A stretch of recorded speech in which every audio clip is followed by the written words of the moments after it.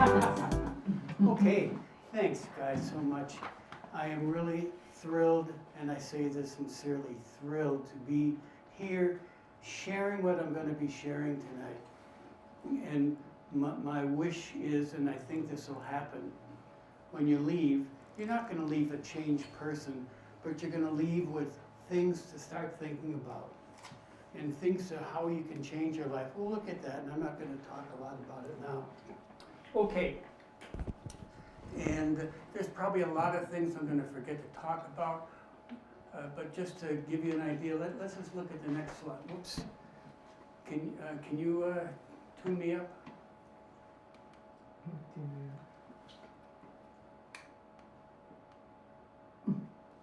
So, what would a presentation be without an opening joke? So the presentation is power of vulnerability, and we'll talk about that a lot. Whoops. Oh, I'm doing something wrong. Oh, you know what? I'm hitting the wrong button. Can you get me up again? Now everybody's read it, and now they know the punchline.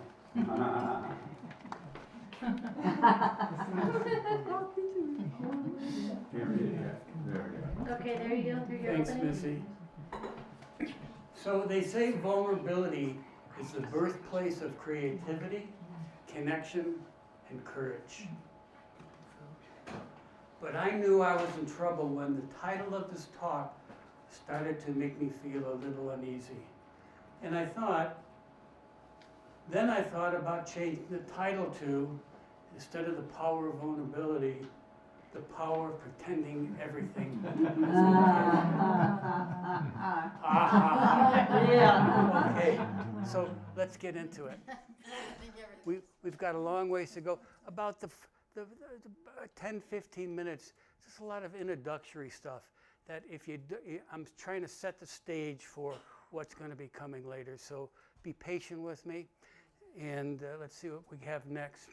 I'm pressing the wrong button. Yeah. Sorry, Missy. I'll get it down. Oh, so I thought I wanted to give a brief overview of my life, what I've done. And it's not that I'm bragging about it, but all these wonderful things I accomplished, they ended up not meaning anything. And I'll talk about that. I just wanted to briefly go through it. 1968, 1969, I was a film editor at WGN TV Studios in Chicago for a couple of years. There's a lot of stories that go with that, but I'm not going to get into them. 79 to 83, I became the chief technical architect of one of the world's first computerized online global distribution systems. After I did that, I lectured a lot throughout the country talking about this new technology. 83 to 89, I founded a North American IT company, a consulting firm. When I sold it, I had 35 engineers. We had offices in Minneapolis, Minnesota, Phoenix, Arizona. Typical clients were Fortune 1000 companies, local governments, and it was kind of again, a lot of stories, but some prestigious ones was the Dutch Telephone Company had me go over, do some consulting for them, the Australian government. 2002 to 2012, I founded a business-to-consumer internet company, and it provided consumers with car reports about the year, make, model car. And when I sold it, we had over 600,000 opt-in users using this every day. 2006, 2014, I was the board chair of divorce recovery in Tucson, and I did that for 9 years. 3 times a year, I co-facilitated divorce recovery support groups. And these were 8 and 10 week weekly groups, and worked directly with well over 300 individuals going through this difficult process. Overview continued. 2012, 2014, president of the Southern Arizona chapter of the International Coach Federation. Served on boards of several prominent nonprofit organizations in Southern Arizona, including an 850 family congregation and a $100 million community fund.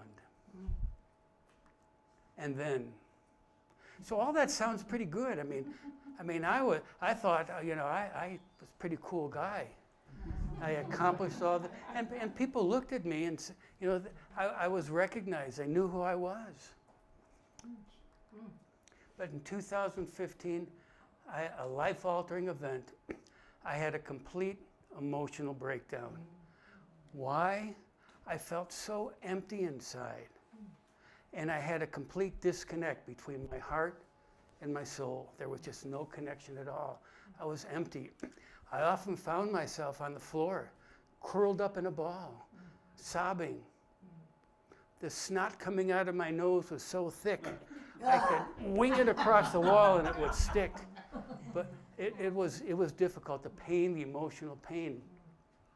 I ended up getting checked into the hospital. Whoops. I ended up pressing the wrong button again. Let's see, can I bring it back? I did. Okay, whoops, I pressed the wrong button again. Okay, here we go. And I was diagnosed with PTSD. I stayed in the hospital 8 days.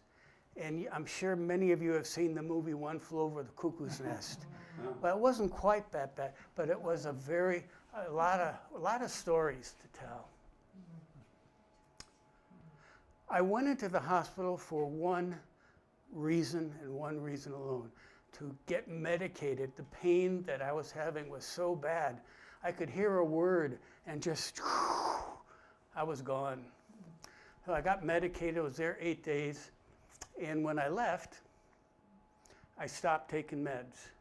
Let's see. So entering the twilight zone. In 2017, it took me 2 years, and prior to that, if this was 0 for emotional feelings, and this was the negative and this was the positive, I was in the negative, but I worked on it. I committed. I said, I'm not only going to survive, I'm going to survive this journey. And so it got to where it was 0, and now I was in a little positive zone. I sold everything I owned, packed up the whatever things of mine I could stuff into my little Honda Civic, left Tucson, Arizona, a place I called home, for 22 years, and started up the coast of California, all at the very tender age of 70 years old. Geez, I'm pressing this wrong button. That was 8 years ago when I first arrived in Ashland. I was homeless, not knowing anyone, but I was determined to restart my life with a purpose I never knew before. So, ready for life with new meaning.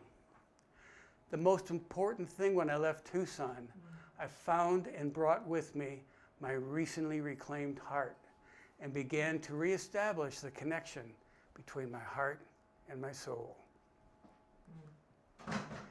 And this reclaimed critical life element, together with time, gave birth to my Journey Between Heart and Soul writings, and they have evolved to where these writings are at this very moment in time. And this is the shame, I have to wait for questions. When I do classes, we're talking. People, what was that about? And that's where my learning really came from. And this is the 10th iteration of this Journey Between Your Heart and Soul class. The first one was Journey Between Your Heart and Soul. Then it got changed to 2.0. This is 2.5. And in the fall, I'll be presenting 3.0. And it's an entirely different class. Disclaimer before we start. Over the years, many books have been explored the topics we'll be discussing tonight. And I'm sure many of you have read lots and lots of books. Tonight isn't about presenting new information, though there may be some fresh insights during our journey together. Importantly, it's an opportunity to engage with ideas you may already be familiar with, but to deepen your understanding through the lens of your own personal experiences and perhaps embrace a new paradigm on your journey tonight. God, you know, what is God? What do you call God? What does it mean to you? That's right, we can't do dialogue. It's too bad. So let's take a look. Here's some names, common names of God. Anybody have one that I should have added? Yeah. All that is. All that is. All that is. Are you referring to me? Well, a little sense of humor, dog spelled backwards. Dog spelled backwards, yeah. That's good. Yeah, Joyce. The unknowable essence. Say it again. The unknowable essence. The unknowable essence, yeah. The Divine Mother. I like that, the Divine Mother. Mother. So here's the key with this. Some of these names might represent entities or energies, or however you define your God. I'm going to use the word God throughout and just put whatever you'd like to put in there for yourself. Where we'll journey tonight. And maybe I wouldn't mind if the air conditioner went on a little bit.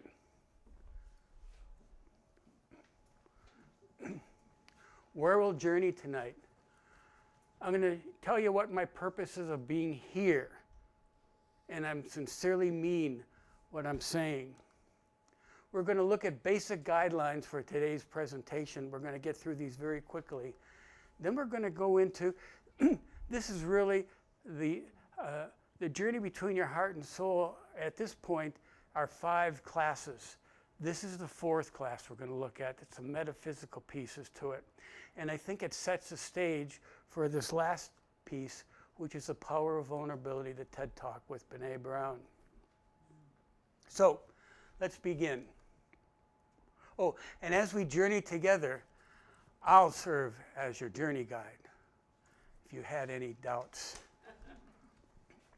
So there I am again. What is my purpose tonight? And I thought about this, and I said, you know what? It's what I call them moments of awareness posts, my collection, and they're all online. And on your sheet, you'll see, I think that's the second thing on there, MOA. If you do journeybetween.org/MOA will get you to hundreds and hundreds of these moments of awareness posts. But I looked at the one I just posted recently, and this is truly why I'm here tonight.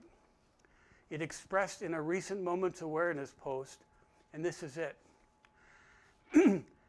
This was May 25th. And today my mission. I recently begun my 79th trip around the sun and have chosen as my life purpose henceforth to be happy as I can and be productive as I can. Well, don't we all want that? Be happy and productive? And this is a must, the next line. While nourishing the well-being of my community with peace and joy and love, and importantly, with understanding the purpose of it all.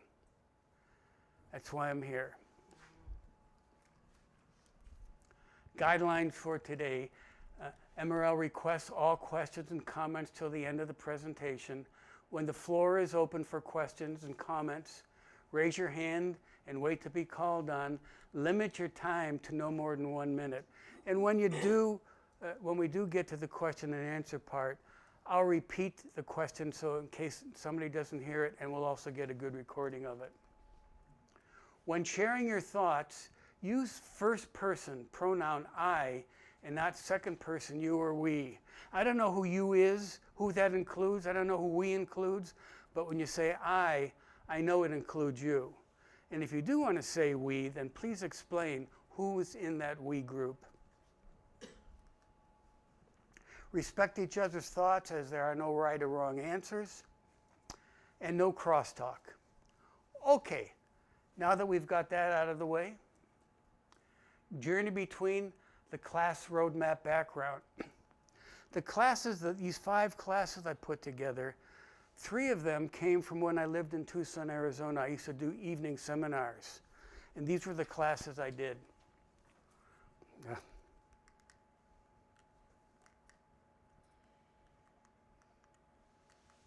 Can you cue me up again, Missy?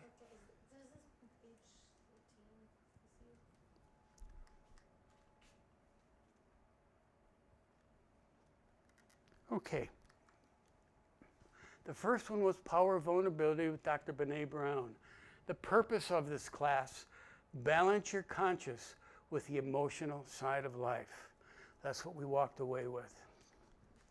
The next class is Morning and Evening of Life. The film The Shift with Wayne Dyer, where he plays a cameo role. And the purpose of this was engage with your spiritual essence. So now we have emotional side, our spiritual essence. Next was the 4 agreements. Anybody know the 4 agreements? Oh, a lot. Okay, good. And they're fun. And who knows the first? Oh, that's right. We can't go back. Just raise your hand. Who knows the first agreement? Yeah.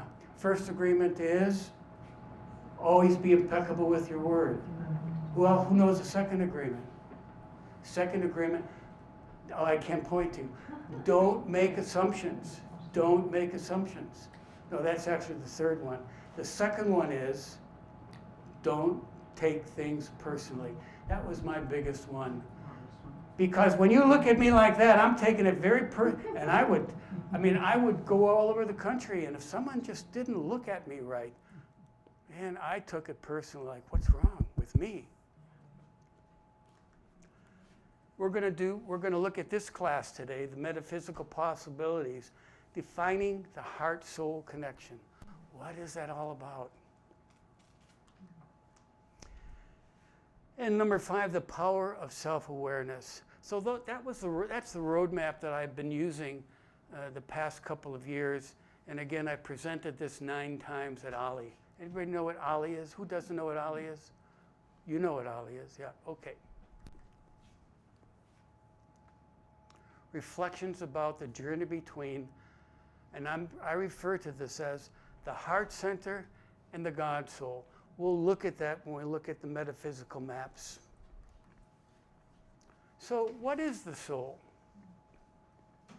Dictionary says the spiritual part of humans is distinct from the physical part. That's a simple explanation.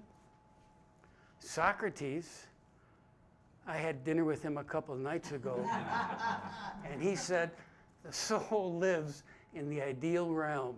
It is eternal and survives the death of the body. Whew, what a concept. What a concept.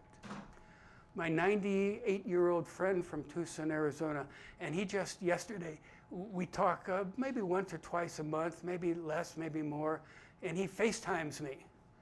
And a couple of years ago I said, Bob, what's your definition of the soul for you? And he said, my soul is my moral compass to living my life in peace. Brené Brown, creativity is the way I share my soul with the world. What a nice thought. Too cold? No. Okay. What is the language of the God soul? What is the language of the God soul? The God soul speaks not in words, but intuition, symbols, dreams, and longings. It communicates through silence, synchronicity, and sudden knowings.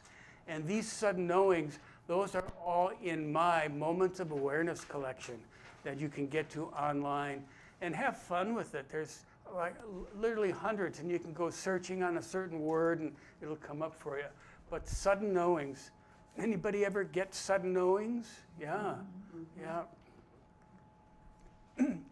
It often appears as beauty, grief, wonder, or love without condition.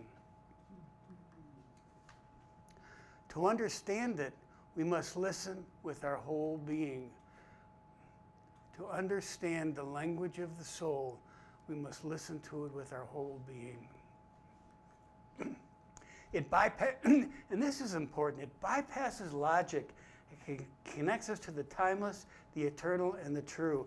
So often, we try to, especially what's going on in the world today, and we use our logic and we know we're right, and because logic just doesn't work.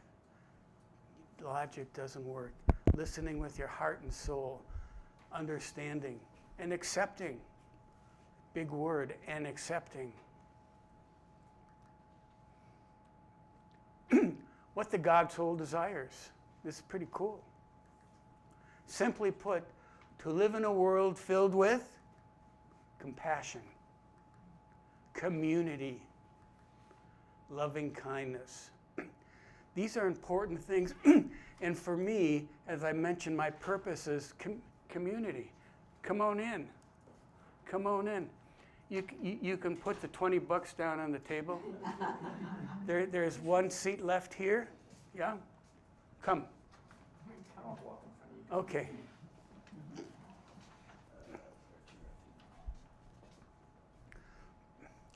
For me, without community, these don't have any reason to exist. It is with community that we can share these things and really feel them and make ourselves seen. About the God soul desires. These desires are the soul's remembering its natural home. It's where we see each other not as strangers, but as reflections of the same divine spark. It's the heart's truth rising in us, refusing to settle for separations.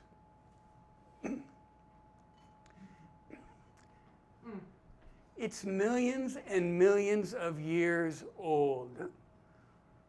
Where it came from, I don't know. That's maybe another evening we'll talk about. What about those millions and millions of years? And it points the way toward healing, not just for ourselves, but for the whole human family. Nice thoughts. That God soul, he's got it together, or she's got it together. It's got it together, but it's very special. The desire for a world of loving kindness and community. At the core of longing is the God soul's memory of belonging. We yearn for a world where compassion, care, connection are not the exception, but the essence of what we're doing in our lives every day.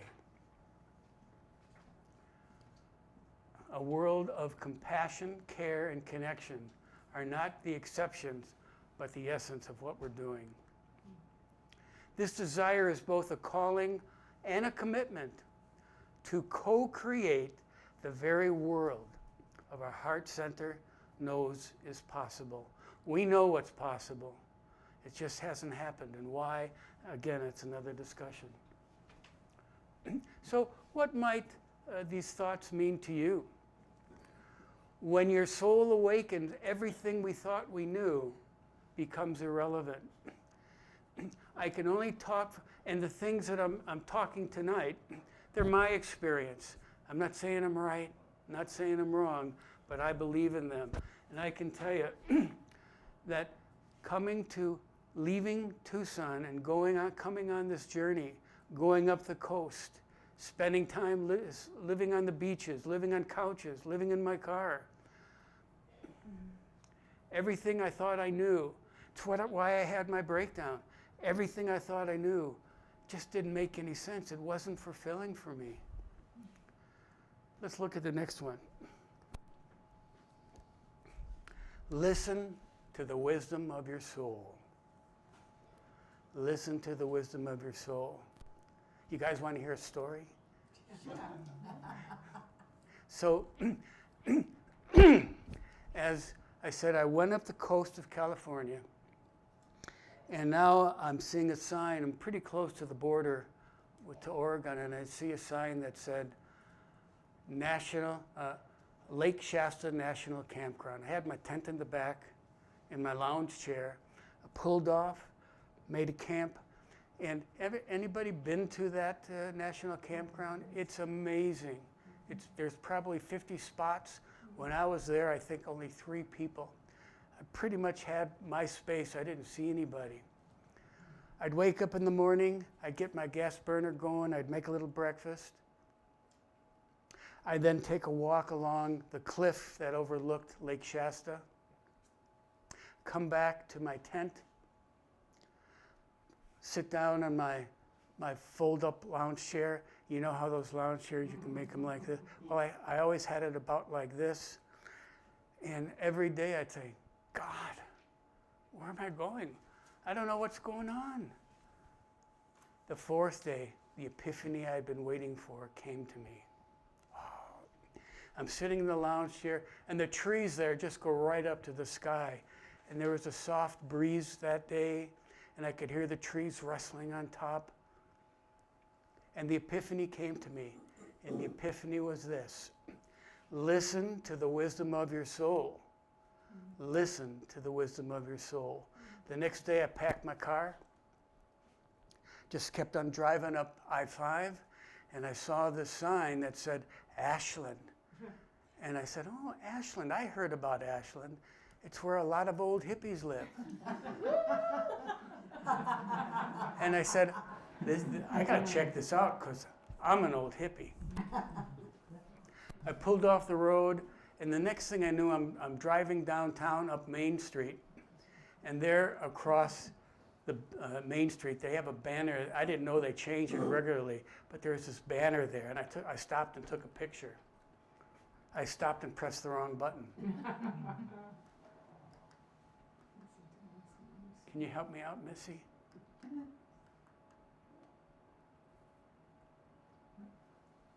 Okay, thank you. And listening to the wisdom of the soul is a practice I continue to do every day. Every day. So how did I choose Ashland?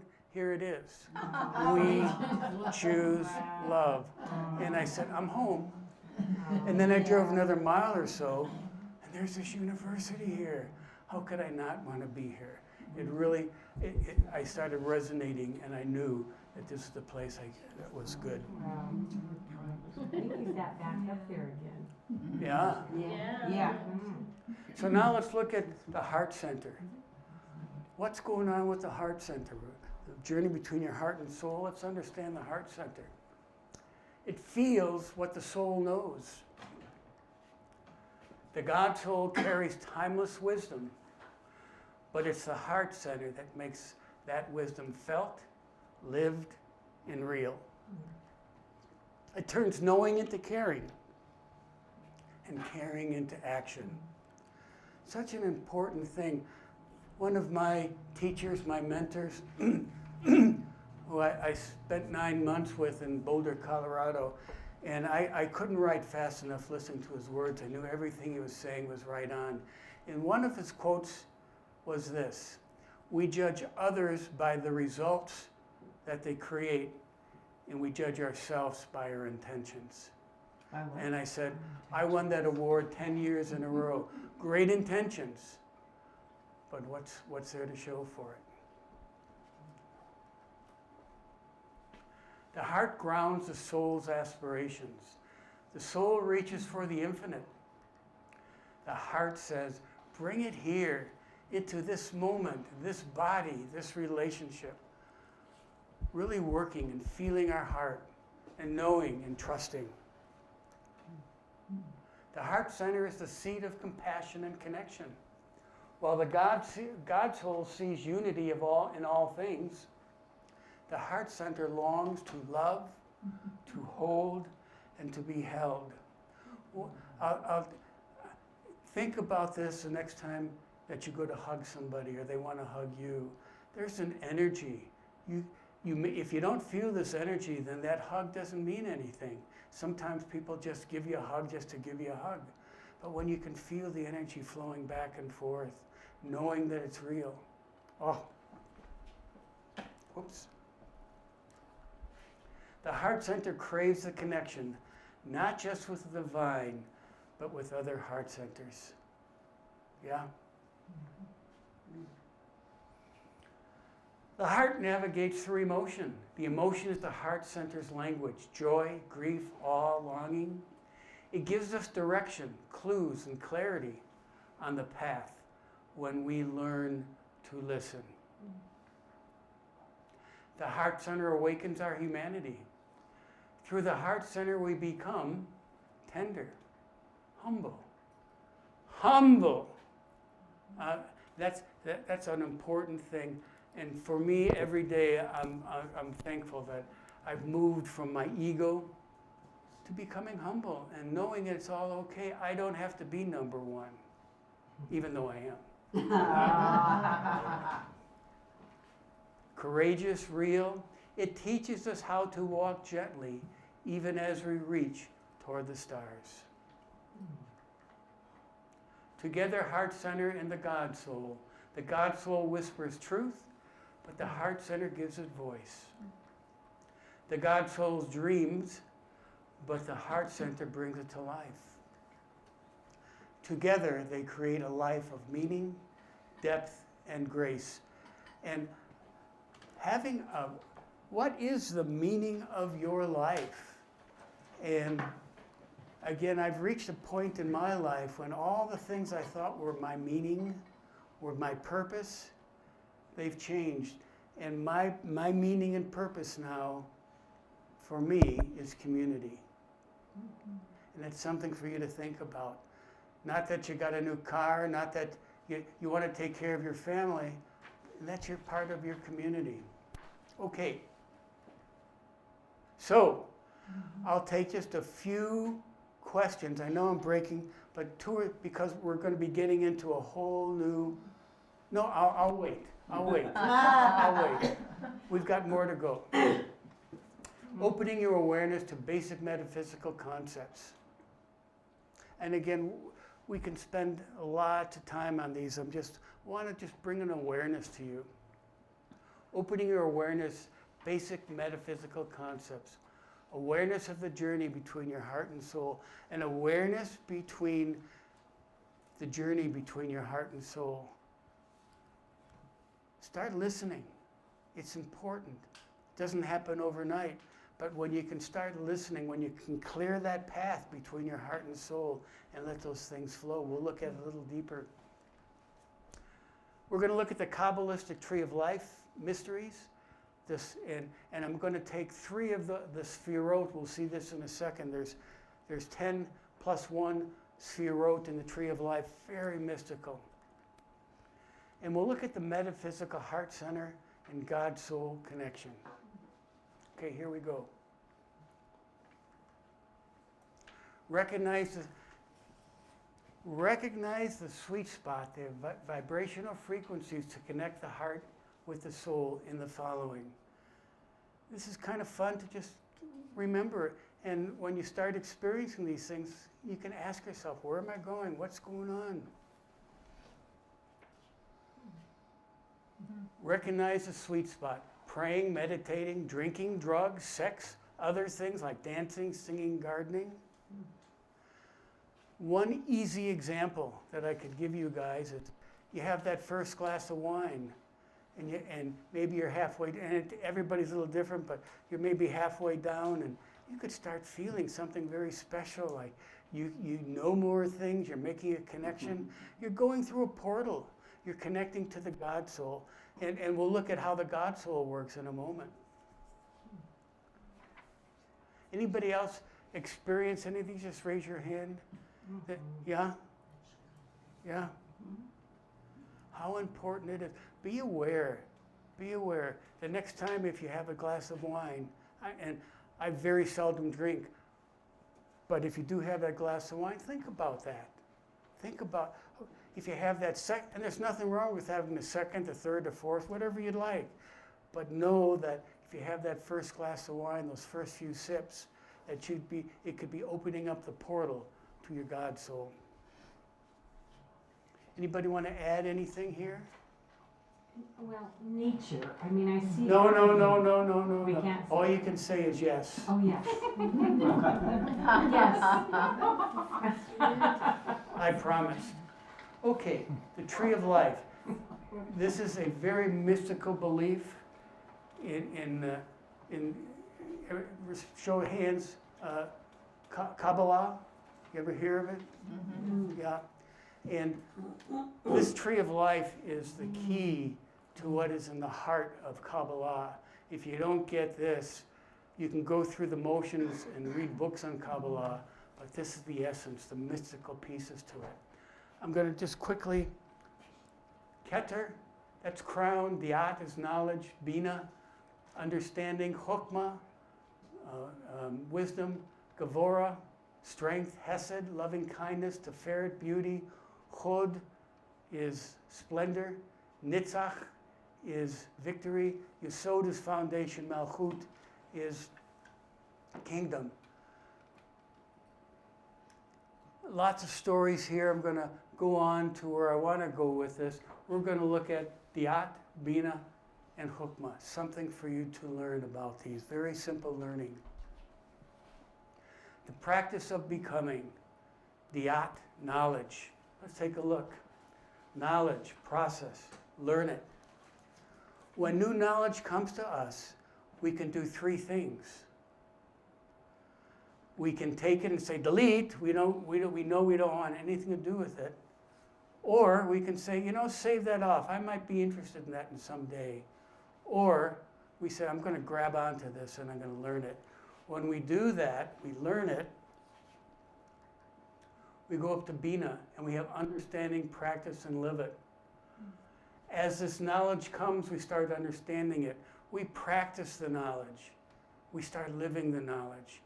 When we've lived it long enough and understand it, then it moves to a whole new realm. Chokmah, wisdom, silent knowing. We become it. We learn it, we live it, and we become it. And when we become it, it's part of our wisdom. It's who we are naturally. We don't even think about doing something anymore. It's just who we have become. Learn it, live it, become it. So now you guys can say, you know Kabbalah. This is one of the moments of awareness. And again, if you go to journeybetween.org/MOA, moments of awareness, this is one of the moments of awareness that's there. Wisdom comes from learning. Wisdom comes from living. Wisdom and knowledge, they're a partnership. Knowledge and wisdom, very different, but the same. Knowledge will never take the place of wisdom, and wisdom will never take the place of knowledge. But without knowledge, there never can be wisdom. Without wisdom, there can never be knowledge. They are partners that make the world go round. There's a lot of strange knowledge out there also, but that's another subject. We're going to skip this. It's kind of an interesting one, but we'll skip this. Okay, this I started creating this probably 10, 11 years ago, and I was still living in Tucson. These ideas started coming to me. The metaphysical energy centers of spirit. There I go again. The control center. It monitors the 5 senses. It gets input from advisors. We're going to see what those advisors are in a little while. It makes the decisions. And it takes physical action. A decision that all you guys have in common is to come here. But the decision was one thing, but now you took a physical action and you're here. Let's go on. The memory center, and this is all part of the control center. I call it 1A, that's 1. Conscious, subconscious, life experiences, knowledge, trauma, others. These are all stored away. So that's acts as an advisor to the control center of making choices, It needs knowledge, it needs information, it can go here. But it also has these two other powerful advisors. One of them is the ego center. The ego center. Service to self. Self comes first.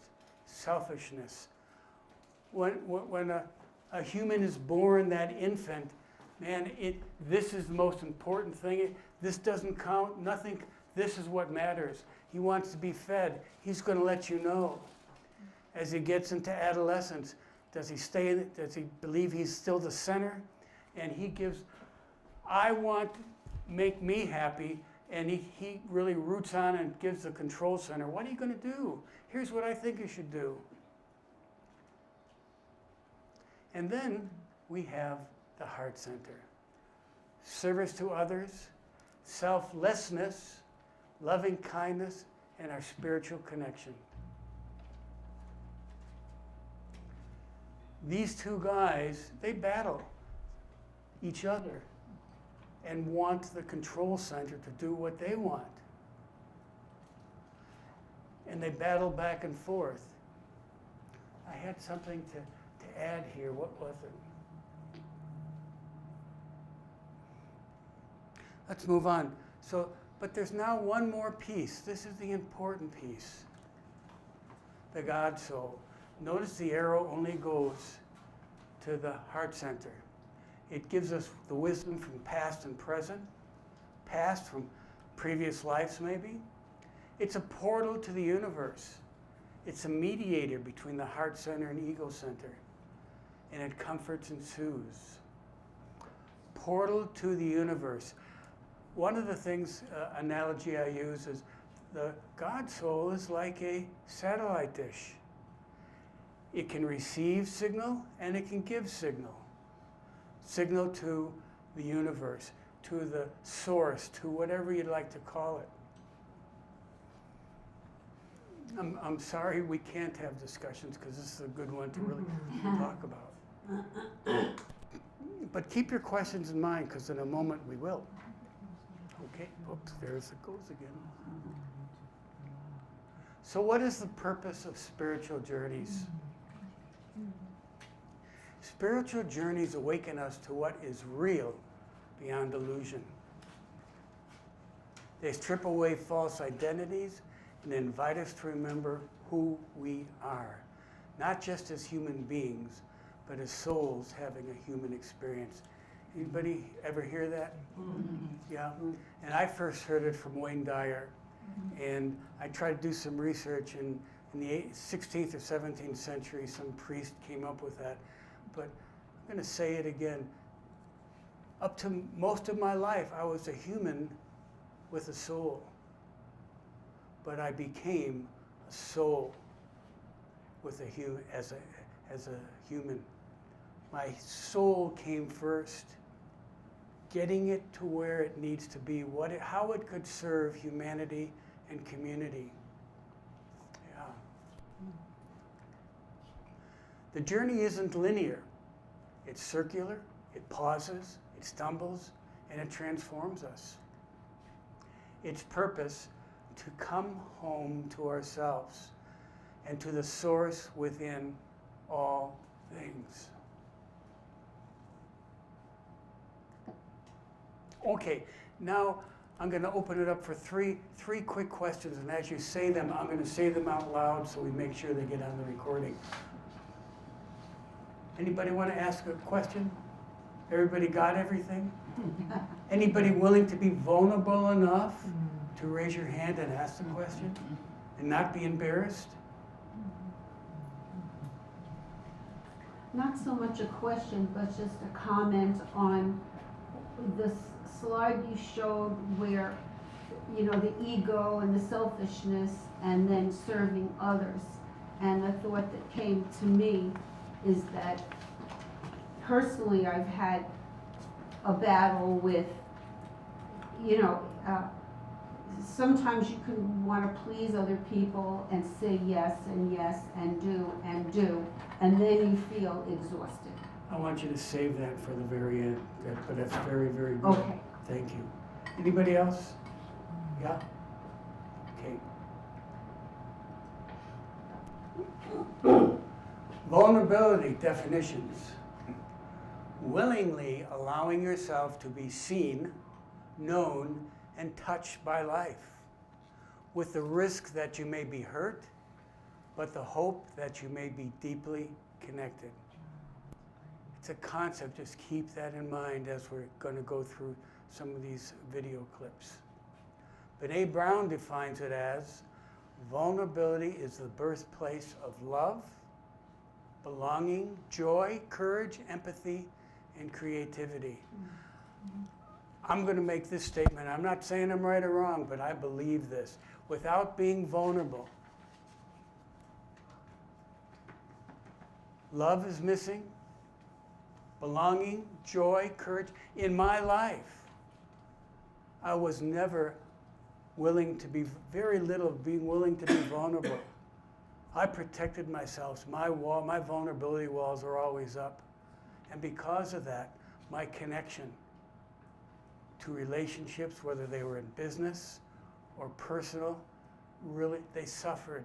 They couldn't build, they couldn't grow because I didn't want anybody to know who I was, and I was a lot of different people. You saw all the different things I did, and I could become. Okay, another story just came to my mind. So in 1975, anybody born then? 1975, I had dropped out of life, and I went to Tucson and dropped into school at the University of Arizona. And I thought, before I start regular classes, I want to take something fun. And I signed up for an acting class. And the woman who led the acting class was the head of the department, and lots of stories here.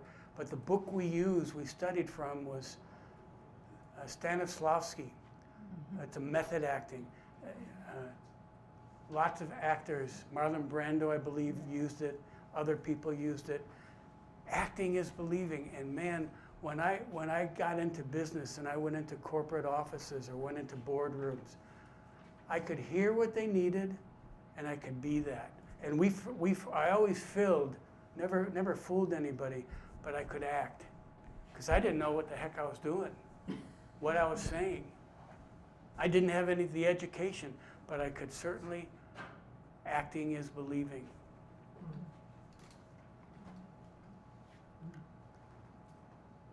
Preface to the Power of Vulnerability TED Talk.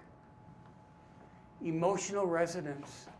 Brown names feelings many individuals couldn't put into words, especially around shame, courage, and authentic listening. Big words. Encouragement to embrace vulnerability. Encouragement to embrace vulnerability.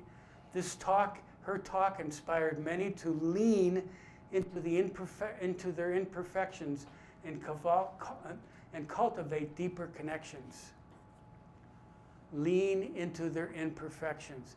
And again, I couldn't do that because I made my living out of being perfect.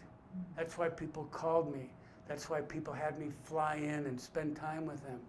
And I had to live up to being perfect. Who said, huh? Impact on mental health. It helped individuals better understand anxiety, addiction, shame, and self-worth. We're going to look at all this in the coming slides we're going to see. The dance between vulnerability and inner strength. Vulnerability opens the door to authenticity, while inner strength provides the courage to walk through. And I'm going to tell you guys, finding that courage, it's a practice. It just doesn't happen. And I'm talking about my own personal experience. Finding the courage to walk through vulnerability and to start showing people, opening up, what do they say, opening up the kimono, and here's what's really underneath. It allowed me to be who I was. It allowed me to start saying, you know what, I'm okay, just as who I am. The dance teaches us that true strength is not an armor, but openness. the ability to stay present, soft, centered amid life's trials. Teaches us that the true strength is not putting up our armor, but bringing it down to openness. It's a practice. It's scary. But if you can get past that, if you're willing to really practice this, you become a whole new person. I promise you, you will become a whole new person. And this dance is sacred. It's your sacred work.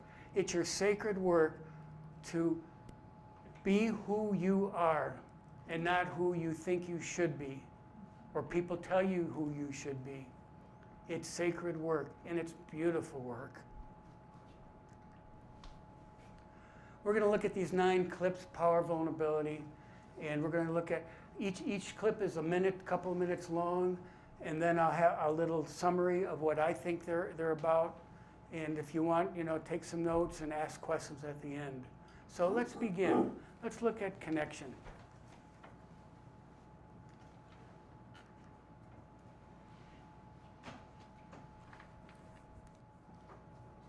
Connection. It's how we're wired. It's why we're here. These were my takeaways from it. Connection is why we are here. Connection gives us purpose and meaning to our lives.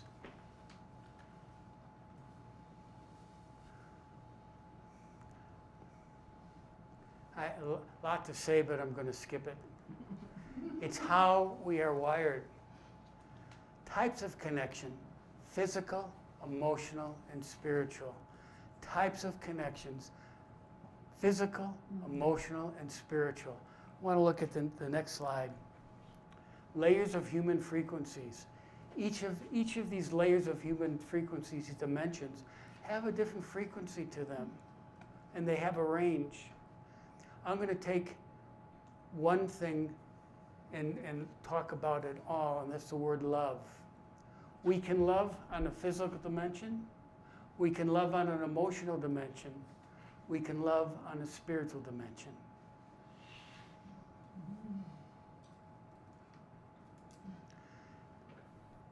Every relationship I ever had, and I'm not going to brag and say I had 3,225,000, but I had a lot. And every one of them, although I thought, man, I'm a cool guy, this is emotional stuff and the spiritual stuff. But it came down to every one of those relationships. Without this, there was no relationship. And they didn't last. And they didn't last. Okay. Next. Clip 2. Shame. My takeaways from this were, when people were asked about love, they talked about heartache. When people were asked about belonging, they spoke of the pain of being excluded. When people were asked about connection, they spoke of disconnection. Why did they feel this way? They felt shame and fear. They felt shame and fear. Fear that they wouldn't be accepted. Shame of if they take down their vulnerability walls, they're ashamed of who they are, what they did. Fear, shame. Okay. Let's look at clip 3. For most of my life, I didn't feel I was worthy of having love. It's what was drilled into my head. It's what I was taught. This is another moment of awareness. Today and always, I am worthy. I am worthy of being loved. I am worthy of loving. I am loved. I love, today and always. I am worthy. And this back in March, and this is was such an important thing, that this awakening that I had, that suddenly came to me and said, oh man, I get it. I get it. So my takeaways from this clip: people who have a strong sense of love and belonging feel they are worthy of love and belonging. What keeps people out of connection is the fear they are not worthy of love and belonging. Wow. Okay, let's go to clip 4. Let's look at my takeaways, and I'll make some comments on them. Courage to be imperfect. As I said before, if I didn't have the courage to be imperfect, I needed to be perfect. That was my success. Compassion to be kind to myself first. And when we look at the ego center and the heart center, there's a balance there, and it's not a 50-50 balance. The ego needs to make sure that I'm taking care of myself physically, emotionally, spiritually. The heart center, make sure that once I'm taken care of first, that the heart center then can take over and do the things it does with selflessness, caring for other people. Connect to others as a result of authenticity. As I look back at my life, now I understand why, yeah, a lot of people knew me, a lot of people connected, but I didn't have that real connection because I wasn't authentic. And I think people knew it. I'm guessing. They are willing to let go of who they thought they should be and to be who they are. Wow.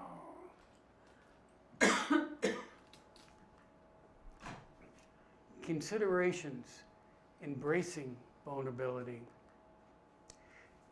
Embracing vulnerability, this is going back to the last one. Embracing vulnerability and taking emotional risk can lead to personal growth.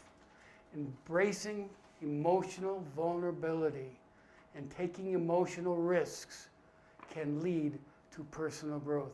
Not easy, it's a practice. It takes courage.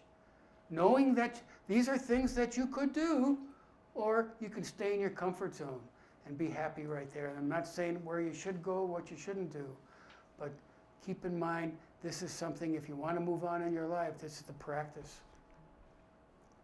Letting your guard down and being fully yourself builds self-acceptance and self-esteem, enhances relationships, and improves the quality of your life. Being emotional vulnerable is a skill you can practice.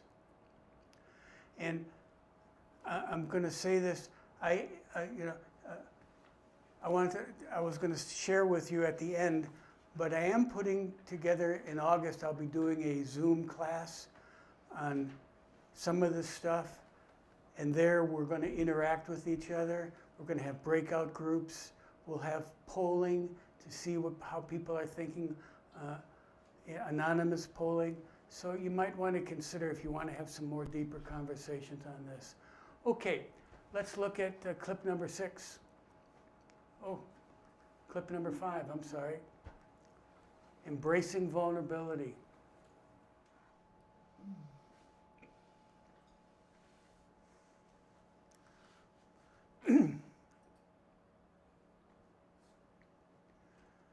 The saying on the picture says, when we numb our pain, we numb our joy.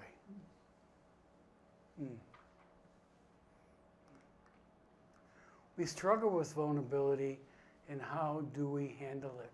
And how we handle it. We numb vulnerability and our emotions. We try to make uncertainty certain. We try to make uncertainty certain. We blame others and external events. We blame others. We want to take, they made me unhappy. It's their fault.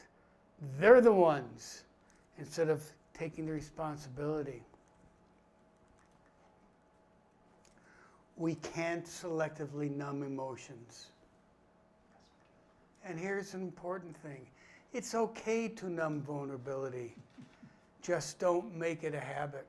Sometimes, man, we just got to have a couple of beers and a banana nut muffin. But when we do it every day on a regular basis, then we know we're in trouble and we need to make a change. Okay, let's look at clip number 7.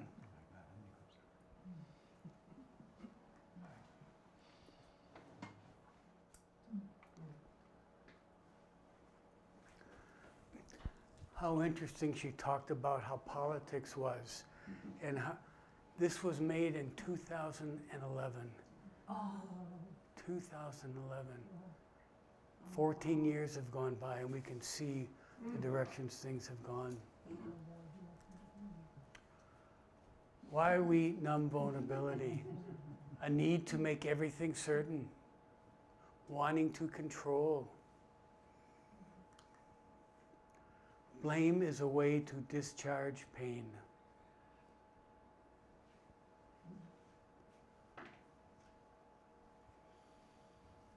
Okay, let's look at clip number 8.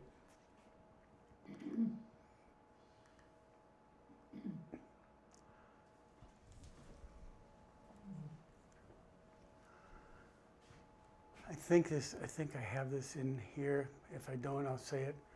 We want to be perfect. Let our children know that they are worthy of love and belonging. And what I can't say it would be better or worse, but what a different life I would have led if this is what I was taught as a little kid. And instead, I was taught, children should be seen and not heard, so be quiet.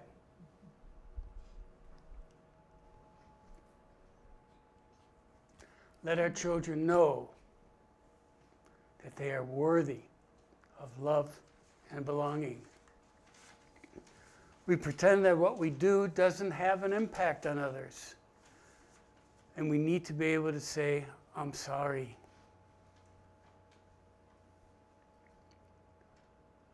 We need to be able to say, I'm sorry. And what does that say? I'm opening up my vulnerability. I made a mistake. I was wrong. I'm sorry. Okay, let's look at clip number 9, and she's going to wrap it up here. Let's see. Takeaways. We are enough. Let yourself be deeply seen. What does that mean? Let yourself be deeply seen. Not from the outside, but what's in your heart. Let other people know that, feel that. Love with our whole heart with no guarantee. That's a tough one. No guarantee. It's okay. Practice gratitude and joy. Every day. Every day. The beginning, my morning prayer, I'll just give you a little snip of it. I call my God Hashem. Thank you, Hashem, for allowing me to wake to the light of a new day. And that light, I have the word underlined, light. When was light? The first thing God did was create light. But it wasn't until the 4th day that God created the sun and the moon. So what was this light on that first day? And that's the light that I can see and I feel when I meet people, when I'm with people. Practice gratitude and joy. To feel vulnerable means you're alive. And that you are enough. Okay, we're getting close to wrapping up. Yay! Closing thoughts. If vulnerability is the doorway to the soul, then today we held it open together. Some heartfelt and reflective. And when I get to the end here, I've got a couple more slides, so just be aware of that. Thank you for walking with me into the tender landscape of vulnerability. May we each leave here a little softer, a little braver, and more willing to be seen just as we are. And may peace be with each of us, peace in our hearts, peace in our souls, and peace in these changing times on planet Earth. Until next time, thank you. Thank you. So a couple more slides. I got two more slides after this, real quick ones, nothing. Questions and comments, because now we can ask questions and comments. Who would like to not start? Well, I had brought up the thing, you told me to save it, and, you know, that just stood out to me, that whole thing with trying to be what you think other people want you to be, and doing more than is comfortable, and making yourself feel miserable. It's just a problem. And, you know, in time, over the years, looking for a balance is something that I've been working on. But It's a practice. It's a practice you may do the rest of your life, or maybe not. Any other comments on that or anything else? Catherine? I was thinking about before I moved here in 2012, I went to a therapist to try to get myself centered and open to A little louder. and to try to get myself centered and open to coming to a new community where I knew no one. And I realized I had been consumed with this idea of perfection, that I needed to be a certain way, I needed to look a certain way, and I was tired of that. And so working with this therapist, I came to the conclusion that I am imperfectly perfect. And it was a great relief. And that's a great relief, to be perfect in your imperfections. And that's what being vulnerable and taking the vulnerability walls down and feeling the beauty that you have inside. Truly, truly. Who else? Ari, anything? No, it's a lot of information. Mary Kathy? Just sitting in it. No, what I was thinking about was in that part that said, living from the heart, or the service to others. That's a very big life assignment that my teacher has given me, and I've given myself. And so, when I feel like I'm falling short of that, I'm sad. I'm just really sad. I don't know if it's really disappointed with myself. And I'm going to tell you, that's a choice you have. I want to be sad. It's a whole process. Be proud. You're putting forth the effort. You may not see the seeds growing, but you got to keep on going and knowing that that's the right thing and the right way to lead your life. Absolutely. And I acknowledge you with kudos for having that awareness. Don't stop. Don't stop. Anybody else?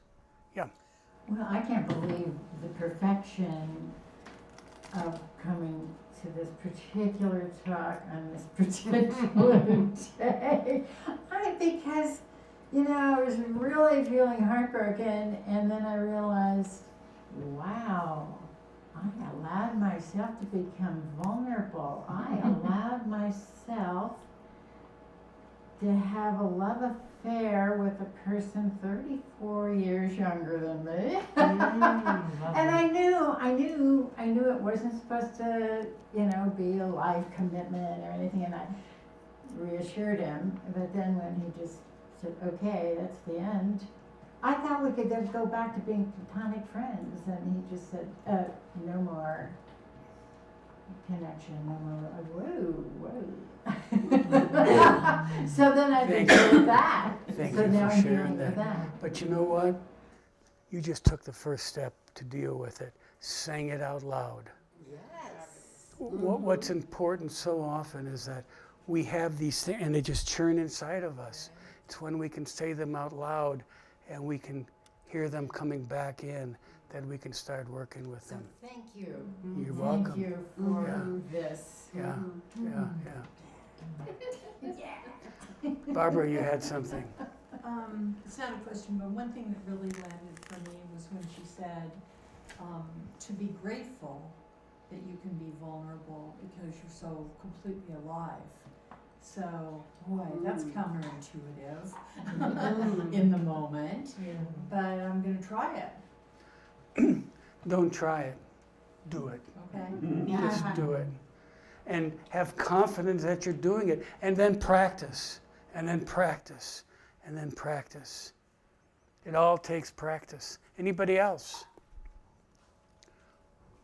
Missy, you have your hand up. No, she's working Oh. with camera. Okay, just a couple Yeah. quick slides. I'm happy to contribute that I do believe that the world is made of love, and reality is unconditional love because it has it all, the good, the bad, the happy, the sad, and when we come to that peace that it is all interconnected, even the ups and the downs, we can love ourselves through the process, and it's so beautiful that you're here and we're in this community that supports this journey to this heart-centered way of living. And may this be for all people in this time of increased political turbulence. May we grow this vulnerability and loving kindness worldwide to turn the tide and bring kinder times to life. Thank you for sharing. Yeah. You know, an important, I've always known that I'm not going to live forever. But as I've approached that day closer and closer, so you know what? It's okay. It's okay. And during this time between now and then, whenever then is, I want to make my contribution to the community and to make the community a better place. So that's my deal. Okay, questions and comments. Let's see what else I had. I do soul whispering, and if you'd like 30 minutes of soul whispering, I'm happy to do that for you. It's complimentary. That's the end. Yeah.